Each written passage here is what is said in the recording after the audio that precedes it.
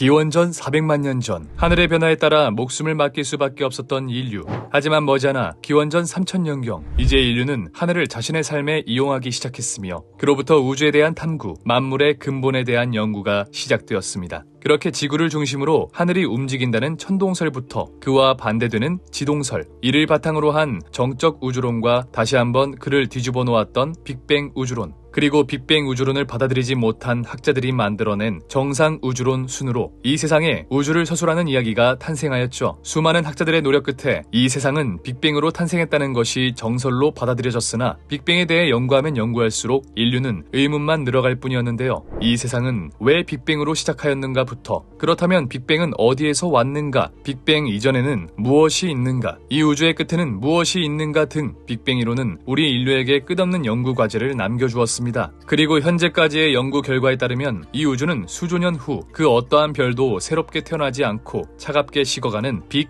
프리즈 우주, 혹은 그보다 더욱 빠른 팽창으로 별들은 물론 시공간까지 찢겨버린다는 빅 립의 우주를 맞이할 것으로 보이는데요. 지금 이렇게나 활발하게 활동하고 있는 우주가 차갑게 식어버리거나 시공간 자체가 파괴되어버린다니 너무나도 끔찍한 결론에 일부 학자들은 이 빅뱅이 처음부터 잘못된 이론이라는 이야기를 꺼내게 됩니다. 오늘 방구석에서 알아볼 과학, 우리가 알고 있는 우주는 틀렸다? 지금 바로 시작합니다. 1927년 조르주 르메트르가 아인슈타인의 장방정식을 풀이해 탄생한 위대한 이론 빅뱅 우주론. 빅뱅 우주론은 당시까지만 해도 존재하지 않았던 우주의 대폭발이라는 개념을 만들어내며 당시 우주는 영원 불멸할 것이라 생각했던 과학자들에게 큰 충격을 안겨주었죠. 이 우주가 빅뱅이라는 폭발로 생겨났다고 이야기하기에는 너무나도 설명이 부족한 부분이 많았던 겁니다. 우주는 어떤 이유로 폭발을 했으며 폭발 이전에는 무엇이 있었으며 앞으로 이 우주는 어떻게 되는지 등 말이죠. 그로부터 약 100여 년에 가까운 시간이 흘러 이 당시 제기되었던 대부분의 의문은 해결이 되었으나 오랜 세월 동안 계속된 연구 끝에도 아직까지 밝혀내지 못한 부분도 여전히 존재하고 있었습니다. 빅뱅으로 태어난 이 우주는 어떤 이유로 대폭발을 일으켰으며 그로 인해 탄생한 이 광활한 우주 중에서 왜 하필 우리 은하 속 태양계에 속해 있는 이 지구에 우리와 같은 생명체를 탄생케 했냐는 것이었죠. 솔직히 누군가와 일부러 이렇게 짜맞췄다고 하지 않는 이상 이러한 신기한 현상을 설명할 방법은 딱히 없었습니다. 급기야 일각에서는 이에 대해 이런 주장을 펼치게 되는데요. 사실 우주는 고도의 과학기술로 만들어진 시뮬레이션 아닐까? 다시 말해 우리가 살고 있는 이 우주가 사실은 누군가의 컴퓨터 속 혹은 어떤 정체를 알 수 없는 과학기술로 인해 탄생한 시뮬레이션에 불과하다는 것이었죠. 우리는 사실 이 시뮬레이션이라는 개념에 상당히 익숙합니다. 이제는 대부분의 사람들이 알고 있는 게임 마인크래프트를 생각하면 쉬운데요. 마인크래프트를 실행하게 되면 우리는 아무런 이유도 없이 모든 것이 생성되어 있는 땅에 태어나게 됩니다. 그리고 누가 시킨 적도 없었는데 거기서 땅을 파고 철을 구해 곡괭이를 만들고 배가 고프면 돼지나 소를 사냥해 고기를 얻거나 나무에서 떨어진 사과를 먹고 그러면서 얻은 흙과 돌로 집을 만들기도 합니다. 우리는 이것이 컴퓨터 세상 속에서 벌어지는 하나의 시뮬레이션에 불과하다는 것을 알고 있지만 이 게임 속 우리를 대변하는 이 캐릭터 스티브에게만은 이 세상이 진짜일 겁니다. 그리고 이는 우리 역시 별반 다르지 않았는데요. 우리에게는 이 세상이 현실이고 모든 것이 진짜이지만 만약 우리보다 한 단계 높은 차원의 우주가 존재한다면 우리는 그저 그들의 시뮬레이션 속 하나의 캐릭터에 불과하다는 것이었죠. 이에 대해 테슬라, 스페이스X,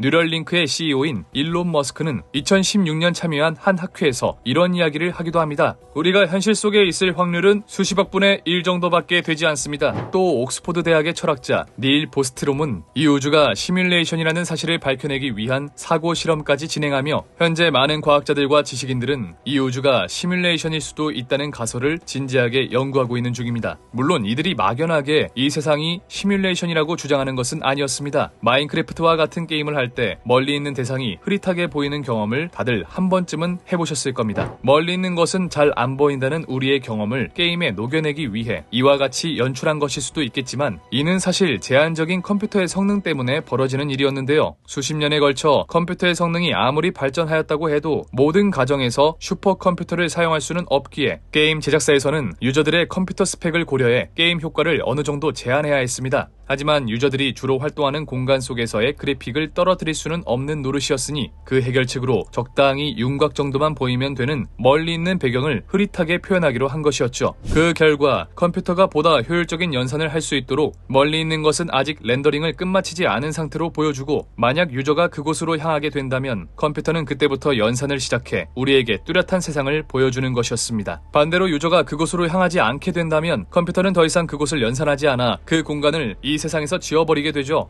바로 이 점이 게임 속 세상과 우리의 현실이 굉장히 유사하다고 주장하는 부분이었는데, 우주 역시 하나의 거대한 컴퓨터에 해당하며 우주라는 컴퓨터가 그때그때 업그레이드할 수 있는 구조가 아니기 때문에 시스템이 과부하되는 것을 막기 위해 일정 수준의 리미트를 걸어 우리의 세상도 멀리 있는 것은 아직 렌더링이 되지 않아 제대로 보이지 않는다는 것이었습니다. 이 사실 하나만으로 우리 우주가 시뮬레이션 속 세상이라고 주장하기엔 부족해 보이지만, 당연하게도 우주 시뮬레이션 이론의 근거는 이뿐만이 아니었습니다. 현대과학의 발판을 마련했다고 평가받는 위대한 물리학자 리처드 파인만, 그는 지구 문명이 모조리 파괴되었을 때 후대에 딱 한마디만 남길 수 있다면 무엇을 남기고 싶냐는 질문에 고민도 없이 이 문장을 꼽았는데요. 세상 모든 것들은 모두 원자로 이루어져 있다. 실제 우리 인류가 모든 물질이 원자로 이루어져 있다는 개념을 깨우친 순간부터 비약적인 발전을 한 만큼 최소 기본 입자라는 개념은 굉장히 혁신적이고 중요한 것이었죠. 그리고 우주 시뮬레이션 이론을 주장하는 학자들은 최소 기본 입자라는 것이 존재한다는 사실 자체가 우주 시뮬레이션 이론의 결정적인 증거라고 이야기합니다. 우리의 세상에는 최소 단위라는 것이 존재하는데요. 물질을 이야기할 때는 원자가 최소 단위인 것처럼 길이나 시간을 이야기할 때도 최소 단위라는 것이 있죠. 바로 플랑크 길이 혹은 플랑크 시간이었습니다. 플랑크 길이란 우리 우주의 근간을 구성하는 물리법칙, 이를테면 광속, 중력 상수, 빛의 에너지에 관한 공식에서 나오는 디렉 상수를 조합하여 만들어낸 길이로 우리가 측정한 가능한 선에서 가장 짧은 길이라는 의미를 가지고 있죠. 그 1플랑크 길이는 1.6 곱하기 10의 마이너스 35제곱미터로 이 우주의 0.5 플랑크 길이, 1.7 플랑크 길이라는 것은 존재할 수가 없었습니다. 물질의 최소 입자인 원자를 이야기할 때 0.5 원자, 1.7 원자라는 것은 존재하지 않는 것처럼 말이죠. 때문에 0.99 플랑크 길이만큼 이동하는 것은 0 플랑크 길이, 즉 움직이지 않는 것과 같고, 1.99 플랑크 길이만큼 이동하는 것은 1 플랑크 길이만큼 움직이는 것과 동일합니다. 그리고 이건 우리가 어디서 본 것과 굉장히 유사해 보이는데요. 바로 데이터의 최소 단위인 비트와 그래픽의 최소 단위인 픽셀과 말이죠. 이들 역시 1비트, 1픽셀이 최소 단위로 0.2비트, 1.4픽셀 같은 건 정의되지 않은 값이죠. 이상한 건 이뿐만이 아니었습니다. 아인슈타인의 특수상대성 이론에 의해 이 우주에서 가장 빠른 존재는 초속 2억 9,979만 2,458m로 움직이는 빛밖에 없으며, 우주에 존재하는 그 어떤 물질도 이 속도를 넘어설 수는 없죠. 때문에 우주 시뮬레이션 학자들은 이 우주의 무한한 연산을 방지하기 위해 초속 3억 킬로미터라는 빛의 속도로 연산을 제한한다고 주장합니다. 빛보다 빠른 물질은 존재할 수 없기 때문에 그 이상을 연산할 필요도 없고, 우주라는 컴퓨터가 무리 없이 연산할 수 있는 수준이 바로 초속 3억 미터라는 것이죠. 그에 따라 우리 우주가 끊임없이 팽창하는 이유도 이제 막 렌더링을 끝마친 곳이 우리에게 보이는 것이고, 그 너머의 우주가 보이지 않는 것은 아직 렌더링이 진행 중이기 때문이라는 것이었습니다. 우주 시뮬레이션 이론을 뒷받침하는 증거는 이 외에도 여럿 존재하고 있었는데요. 2003년 옥스포드 대학의 철학자 닐 보스트롬은 "당신은 컴퓨터 시뮬레이션 속에 살고 있는가? 라는 제목의 도발적인 논문을 발표하게 됩니다. 그는 매우 상식적이고 일반적인 수준의 생각을 기반으로 이 우주가 시뮬레이션일 수밖에 없는 이유를 설명하는데요. 먼저 첫 번째, 인류가 충분히 발전한다면 언젠가는 우주 전체를 컴퓨터로 시뮬레이션 할 수 있을 것이다. 두 번째, 그 정도로 발전한 인류가 단 한 개의 시뮬레이션만을 돌릴 이유는 없다. 세 번째, 그 시뮬레이션 우주 속에서 발전한 인류 역시 똑같은 발전을 거쳐 다시 한번 우주를 시뮬레이션 할 수도 있을 것이다. 이러한 역사가 반복되면 시뮬레이션 된 우주는 셀 수도 없이 많아질 것이다. 마지막 네 번째, 그렇다면 우리가 살고 있는 우주가 우리 이전에 발전된 문명에 의해 만들어진 시뮬레이션이 아니라고 어떻게 확신하는가?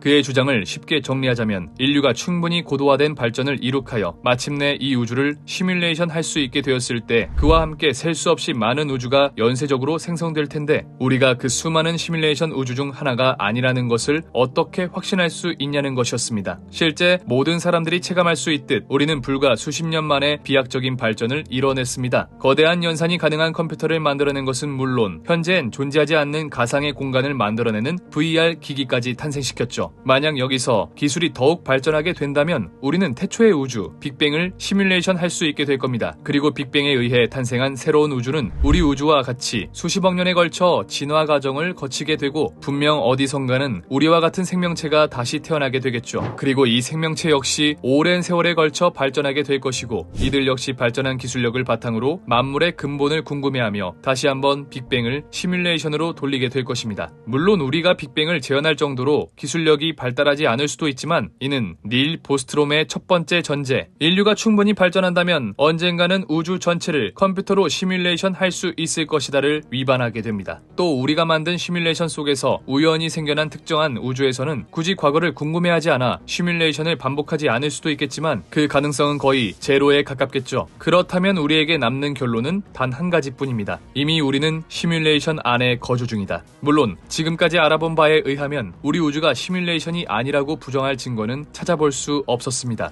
하지만 동시에 우리 우주가 시뮬레이션이라는 증거를 찾아볼 방법 역시 존재하지 않았죠. 때문에 이 우주 시뮬레이션 우주론은 빅뱅 우주론을 위협하는 굉장히 유력한 가설이지만 안타깝게도 그 증거를 찾아볼 수 없기에 아직까지는 약세인 상황입니다. 그러나 이 외에도 빅뱅 우주론을 위협하는 우주론은 많이 존재하고 있었는데요. 빅뱅 이론에 의하면 우리와 같은 이 우주가 생겨나기 위해서는 굉장히 많고 까다로운 조건들이 필요했습니다. 가령 이 우주의 폭발 시기나 폭발 후 양성자와 중성자 같은 입자들이 만들어지기 위한 매개 변수들의 수와 값 등이 말이죠. 그리고 현재까지 밝혀진 바에 따르면 약 138억 년 태어난 이 우주가 현재 상황에 이르기까지에는 무려 30개의 기본 입자와 19개에 이르는 매개 변수가 필요했습니다. 이에 대해 일부 학자들은 우주가 이렇게 세밀한 방식으로 만들어졌다는 것은 신의 개입이 아니면 설명할 수 없다고 하는데요. 그러자 다중우주론 학자들은 이러한 주장을 하게 됩니다. 우리 우주 밖에는 여러 개의 우주가 존재하고 있으며 그들은 모두 저마다의 다른 특징, 이를테면 매개 변수의 수와 값들이 모두 다르다는 것이었습니다. 그리고 아주 우연히도 우리 우주는 그러한 모든 것들이 조화롭게 이루어져 지금의 상태에 이르게 된 것이라고 주장하였죠. 여기서 더 나아가 일부 학자들은 아주 재미있는 주장을 하기도 합니다. 우리는 인생을 살면서 매번 선택의 갈림길에 놓이게 됩니다. 아주 간단하게는 손가락을 구부린다 편다부터 오늘 회사에 출근한다 출근하지 않는다, 밥을 먹는다 먹지 않는다와 같이 매우 많은 선택지들이 있죠. 그리고 이 선택지들은 모두 다른 결론을 내놓게 되는데요. 회사에 출근하지 않으면 회사에서 잘려 앞으로의 생활이 힘들어지게 되고 밥을 먹지 않으면 배가 고파 밤에 야식을 찾게 되겠죠. 이처럼 우리는 매번 선택의 순간에 놓이게 되고 그 선택들은 각각 우리에게 다양한 미래를 보여주게 됩니다. 그리고 학자들은 우리가 선택의 순간에 놓일 때마다 각 선택지의 다른 우주가 하나씩 생겨난다고 하는데요. 쉽게 말해 우리가 회사에 출근하는 우주와 출근하지 않는 우주, 밥을 먹는 우주와 밥을 먹지 않는 우주가 모두 존재한다는 것이죠. 그리고 우리가 한 가지 선택을 하는 순간 우리는 우리의 선택지에 맞는 우주를 관측하게 된다는 것이었습니다. 때문에 우리 우주는 빅뱅이라는 하나의 거대한 이벤트로 인해 시작된 것은 맞지만 가장 근본적인 이유는 아니며 단순히 수많은 변수들의 조합이 우연히 조화를 이루었을 뿐이라는 것이었죠. 하지만 다중우주론 역시 시뮬레이션 이론과 마찬가지로 증명할 방법이 없었는데요. 설사 다중우주론이 사실이라고 하더라도 우리 우주와 다른 선택을 한 우주에는 그 어떠한 접점도 없기 때문에 우리는 어떠한 방법을 쓰더라도 다른 우주를 본다는 것은 불가능한 일이었습니다. 그러한 이유로 지금까지 우주론의 정설이라고 한다면 우주 배경 복사라는 강력한 증거가 발견된 빅뱅 이론밖에 남지 않는 것이었는데요. 하지만 만약 우리가 증명할 수만 있다면 빅뱅 이론은 단숨에 사장될 엄청난 이론이 하나 남아 있었습니다. 1915년 일반 상대성 이론 발표를 통해 중력 이론의 완성이라는 큰 목표를 이룬 아인슈타인은 이제 어떠한 새로운 발견을 하기보다는 이 세상의 본질에 대해 탐구하고 싶었습니다. 그리고 그는 이 세상에 존재하는 만물이 결국엔 모두 하나에서 왔다는 생각으로 자연계에 존재하는 기본적인 힘을 하나로 통합하기로 하는데요. 그 당시까지만 해도 알려진 힘은 중력과 전자기력밖에 없었기 때문에 이 둘만 통합하면 드디어 인류는 우주의 본질을 찾게 되는 것이었죠. 하지만 야속하게도 이는 그로부터 100여 년이 흐른 지금까지도 여전히 물리학의 커다란 과제로 남아 있습니다. 자연계에 존재하는 힘인 강력, 양력, 전자기력, 그리고 중력을 하나로 통합하기 위해서는 물리학의 양대 산맥인 일반 상대성 이론과 양자역학을 하나로 통합해야 했기 때문이죠. 강력과 양력, 전자기력은 미시세계에서 벌어지는 일을 설명하는 힘인 반면 중력은 그보다도 훨씬 거대한 스케일의 거시세계의 일을 설명하는 힘인 만큼 이 둘을 하나로 통합한다는 이야기는 작은 것과 큰 것을 동일하게 만들어야 한다는 말도 안 되는 일이었습니다. 결국 빅뱅 이론으로는 이 모든 것을 하나로 통합할 수 없게 되자, 즉 우주의 근본을 설명할 수 없게 되자 일부 학자들은 아예 새로운 우주론을 가져오게 되는데요. 그렇게 그들이 가지고 온 것은 바로 이 모든 우주가 사실은 하나의 끈으로 이루어져 있다는 촉근 이론이었죠. 빅뱅 이론에 의하면 이 우주를 구성하던 초기 기본 입자의 수는 무려 30개나 된다고 합니다. 하지만 얼핏 보기에도 이렇게 많은 수의 입자들을 하나로 통합한다는 것은 굉장히 어려워 보이는데요. 때문에 촉근 이론을 주장하는 학자들은 이 기본 입자들 역시 최소 단위가 아니며 이들은 모두 1차원의 끈으로 이루어져 있으며 이 끈의 진동 패턴이나 장력에 따라 입자들의 질량이나 전하, 스핀 등의 성질이 결정된다고 주장하였죠. 그리고 놀랍게도 우주의 만물이 이 끈으로 이루어져 있다고 가정한다면 지금까지 해결되지 않았던 자연계 힘의 통합은 물론 빅뱅 우주론의 모든 미스테리가 한 번에 풀렸습니다. 결국 학자들은 이를 더욱 발전시켜 모든 것의 이론, 즉 M 이론을 탄생시키게 되었는데요. 하지만 이 역시 앞서 알아본 이론들처럼 증명할 방법이 없다는 것이 가장 큰 문제였습니다. 어떠한 이론을 증명하는 방법은 이를 뒷받침할 강력한 증거를 찾거나 그 현상을 재현하는 것이죠. 그러나 이 이론의 증거를 찾기 위해서는 지금까지 물질의 기본 입자라고 생각했던 이들을 쪼개야 했지만 이는 현재 과학기술 수준으로는 불가능하기에 이를 증명하기 위해서는 그 현상을 재현하는 방법밖에 남지 않았습니다. 그들의 이론에 따르면 우주에 존재하는 모든 힘들은 특정 에너지에서 하나의 상태로 통합되어 있었다고 하는데요. 만약 이를 실험적으로 보일 수 있다면 M 이론은 마침내 우리 우주론에 마침표를 찍게 되겠죠. 하지만 그 특정 에너지의 수준은 무려 10의 19제곱 기가 전자볼트로 이 수치는 지금까지 우리 인류가 만든 가장 강력한 입자 가속기보다 대략 1000조배나 큰 에너지였습니다. 다시 말해 우리는 M 이론을 증명할 수 없다는 것이었죠. 따라서 촉근 이론이 매우 강력하고 단순하며 아름답기는 하지만 실험적인 증명이 불가능하기 때문에 아직까지는 표준 모형을 이기지 못하고 있는데요. 그러나 아직까지 촉근 이론만큼 표준 모형의 허점을 완벽하게 보완하는 이론이 없는 만큼 아직까지 모든 것의 이론의 후보로 불리고 있는 중입니다.